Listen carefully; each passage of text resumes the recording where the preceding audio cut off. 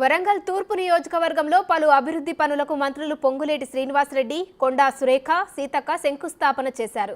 దివ్యాంగులకు wheel chairs తో పాటు ట్రై సైకిళ్లను అందజేశారు. కళ్యాణ లక్ష్మి లబ్ధిదారులకు చెక్కులను పంపిణీ చేసి ప్రసంగించారు. 10 ఏళ్లు పాలించిన బీఆర్ఎస్ ఒక్కరికి కూడా డబుల్ బెడ్రూమ్ ఇండ్లు ఇవ్వలేదని మంత్రి పొంగులేటి శ్రీనివాసరెడ్డి విమర్శించారు. కాంగ్రెస్ అధికారంలోకి వచ్చిన 70 రోజుల్లో 30,000 ఉద్యోగాలు ఇచ్చామని తెలిపారు. తెలంగాణను అన్ని రంగాలలో అభివృద్ధి దిశగా తీసుకెళ్తామని మంత్రి కొండా సురేఖ అన్నారు. బీఆర్ఎస్ అధికారంలో ఉన్నంత కాలం మౌనంగా ఉన్న కవిత ఇప్పుడు సమస్యలంటూ దొంగ దీక్షలు చేస్తుందని విమర్శించారు మంత్రి సీతక్క.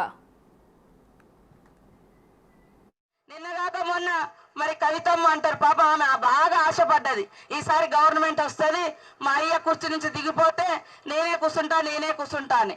ఎందుకంటే ఆమె ప్రజలు ఓడిచ్చినా కూడా ఆగలేదు.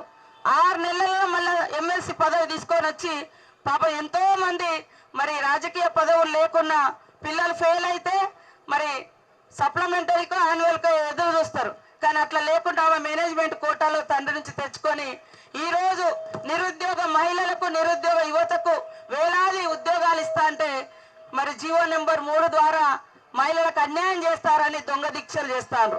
మహిళలకు అన్యాయం చేసే పార్టీ కాదు, మహిళల్ని అగ్రభాగాన నిలబెట్టే పార్టీ కాంగ్రెస్ పార్టీ.